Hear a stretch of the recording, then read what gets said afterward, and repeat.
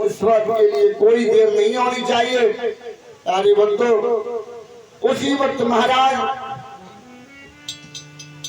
दशरथ राम की याद करके मन ही मन पछतावा करने लगे। ये क्या हुआ, ये क्या हुआ, मैंने क्या वरदान दे दिया रानी को। प्रसंग में यहाँ तक बताया भक्तों, राम के वनवास की सुन करके महाराज दशरथ को मूर्छा आ गई, वहीं पर बेहोश हो गए। मेरे भगवत प्रेमियों, इधर में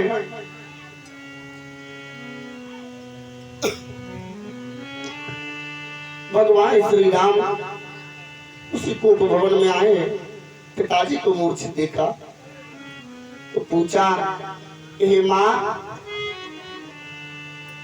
पिताजी को क्या हो गया, ये जमीन पर क्यों लेटे हुए हैं, जमीन पर क्यों सोए हैं। रानी बेटे ने सारा वृत्तांत बताया कि बेटा राम, तुम्हारा जो राज्याभिषेक हो रहा था, हमने तुम्हारे लिए 14 वर्षों का वनवास मांग लिया है, इसलिए तुम्हारे पिता को मूर्छा आ गई। भक्तों,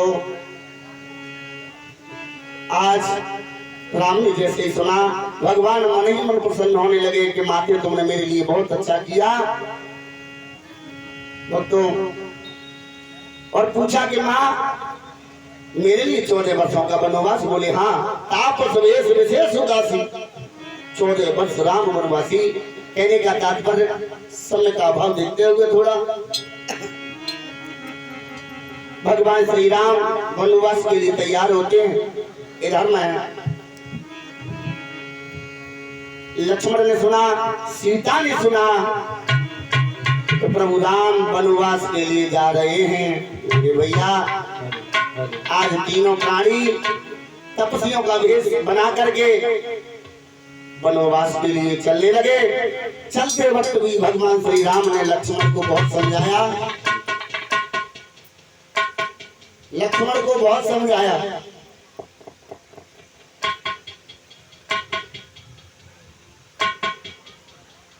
और कहा कि भैया राम, मैं तुम्हारे साथ चलूंगा। भैया राम कहने लगे, हे लक्ष्मण, वनों में भला तुम्हारा क्या काम है, तुम यहीं पर रहो। लक्ष्मण कहने लगे, भैया भैया, मैं बिना तुम्हारे कैसे धीर धरूंगा, यदि साथ नहीं ले चलोगे तो मैं आत्मघात करूंगा। सीता ने कहा, सीता को समझाया, लेकिन दोनों में से एक ने भी बात न मानी और कहा, हे प्रभु, हे दीनानाथ, हे परमेश्वर, मैं तुम्हारे बिना यहाँ भला कैसे रहूंगी, क्या करूंगी यहाँ। हे प्रभु, जैसे देह नदी बिन बारी, ऐसे ही नाथ पुरुष बिन नारी। कहने का तात्पर्य तीनों प्राणी आज वनवास के लिए तैयार होते हैं, मैया से आज्ञा लेते हैं, मंत्री समंत को साथ लेकर के आज चले। और ऐसा ही नहीं, श्री राम लखन सीता मैया और आज्ञापित की गिरधारी है।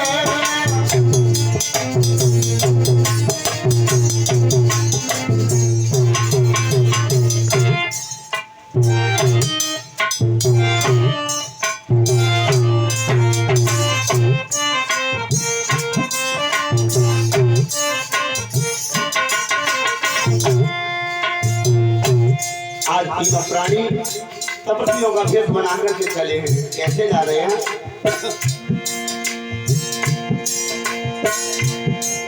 श्री राम लखन सीता मैया आज्ञापित की गिरधारी है। तपस्वी बन कर तीनों प्राणी वनवास की गिरधारी है।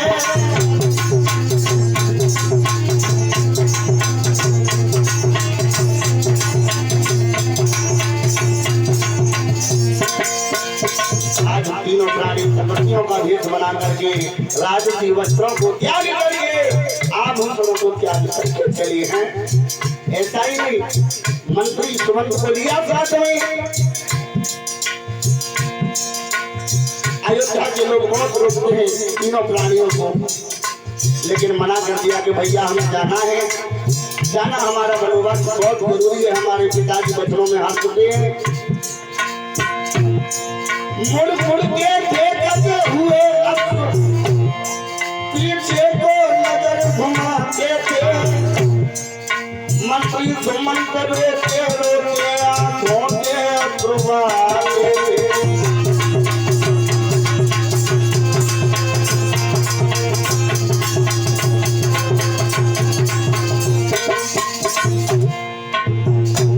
मंत्री सुमंत ने कहा कि प्रभु लौट चलो।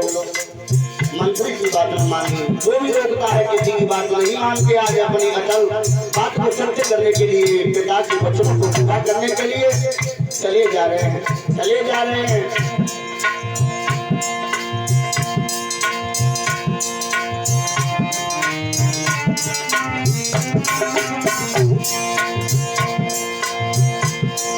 आगे बढ़ करके प्रभु जी ने मंत्री सुमंत को समझाया। जीरत देकर जीरत वरने रस लेकर वापस लौटाया।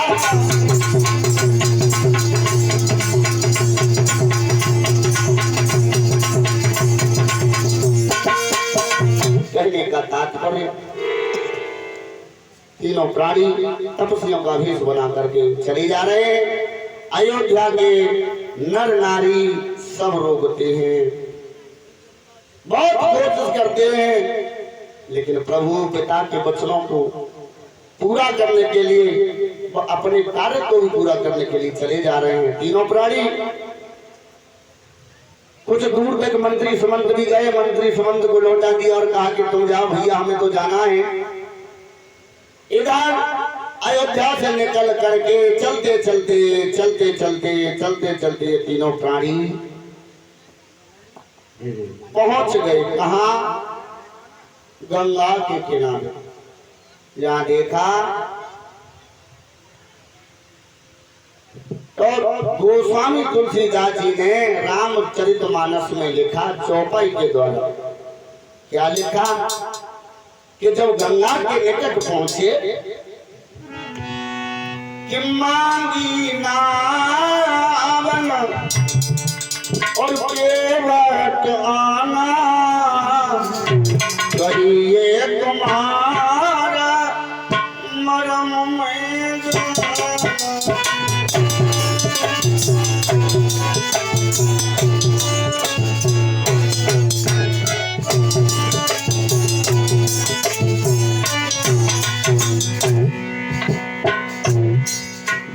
गोस्वामी जी ने तुलसीदास जी ने रामचरितमानस में लिखा मांगी नावन केवट आना, मांगी नावन केवट आना, कहिए तुम्हारा मरम में जाना।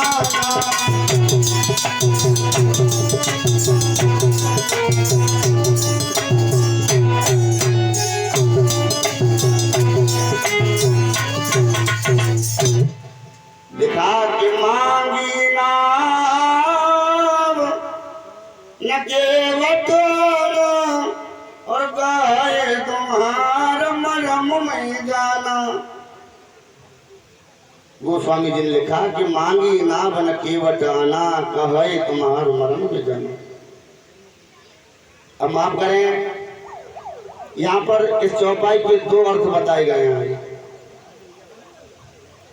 दो अर्थ कैसे बताए? कि मांगी नाव समझना चाहिए। विद्वान जनों ने बताया है कि मांगी नाव न केवट आना, पहला अर्थ, यानी भगवान ने नाव मांगी, केवट नहीं आया। लेकिन तुलसीदास जी ने रामचरितमानस में अपने अर्थों में बयान किया, शब्दों में वर्णन किया कि मांगी नाव नहीं मांगी। भगवान श्री राम ने नाव नहीं मांगी और केवट आना और गाय तुम्हारा मरम में जाना। भगवान श्री राम ने केवट से नाव नहीं मांगी, लेकिन केवट आ गया और कहने लगा प्रभु हम तुम्हारे मरम को तुम्हारे मर्म को बहुत दिन पहले अच्छी तरह से जानते हैं, और जो कही कि तुम्हारे मर्म को जानते हैं। लक्ष्मण समंजस में पड़ गए, सोचने लगे वाह भाई वाह, बाहरी पृथ्वी के लोगों हमारे मर्म को आज तक कोई नहीं जान पाया। लक्ष्मण ने एक बात सोची कि हमारे मर्म को तो कोई नहीं जान पाया। लक्ष्मण सोचने लगे, सीतावतारी है क्योंकि माँ कौशल्या और मर्म नवाका जिन्हों माँ सगर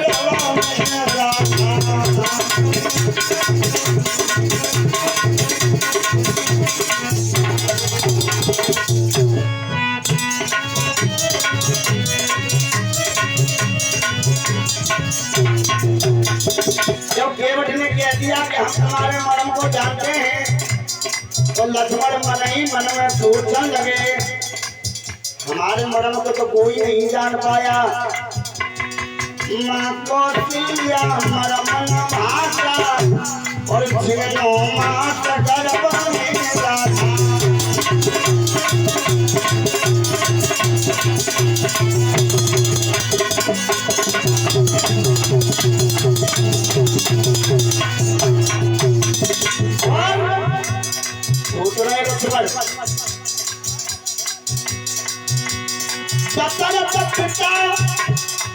हमारे पिताजी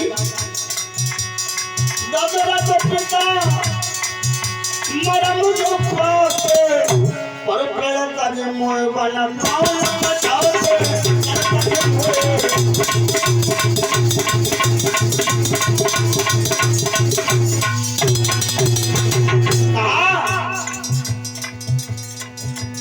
दशरथ पिता प्राण जो पड़ते प्रण तज बन पाऊं ना भेजते।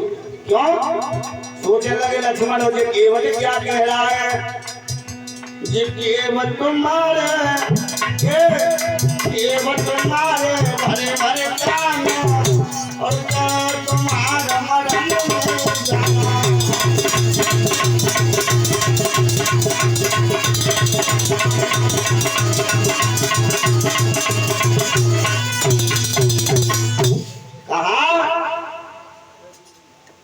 कि माँ कौशल्या मर्म न भांका जिन 9 मास गर्भ में रख। दशरथ पिता मर्म जो जानते प्रण तज के बनपन भेजते। अगर हमारे मर्म को तो कौशल्या मैया ने नहीं जाना, हमारे मर्म को मैया सुमित्रा ने नहीं जाना, जिन्होंने हमें 9 मास गर्भ में रखा। और दशरथ पिता हमारे मर्म को जानते तो हमें काय को वन में भेज देते। लेकिन ये केवट क्या कह रहा है, केवट मारे और हरे हरे कौन और कहे तुम्हारा मर्म में जाना। लक्ष्मण ने सोचा कि केवट क्या जानता है भला हमारे बारे में, प्रभु श्री राम के बारे में, भैया के बारे में क्या जानता है। लेकिन उस समय कारण था क्या कारण था कि यही जो केवट था, ये केवट पूर्व जन्म में एक कछुआ था। कछुआ, ध्यान देना जरा, ये केवट पूर्व जन्म में एक कछुआ था जो क्षीर सिंधु में रहता था। ये बात सतयुग की है। सतयुग में भगवान विष्णु अपनी सैया पर विश्राम कर रहे थे और लक्ष्मी जी पैर दबा रही थी। तो यही लक्ष्मण जो शेषावतारी है, ये शेषनाग मर की सी फने बनाए हुए थे भगवान के ऊपर।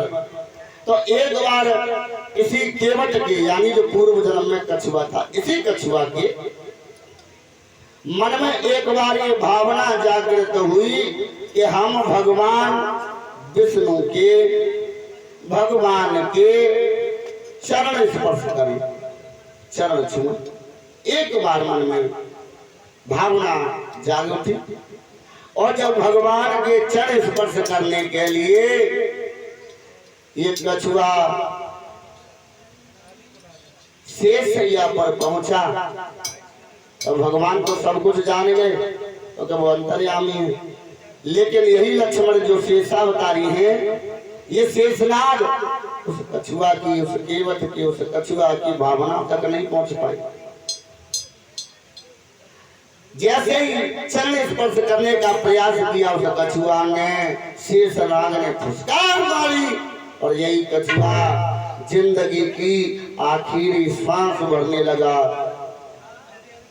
तड़पने लगा और सोचने लगा,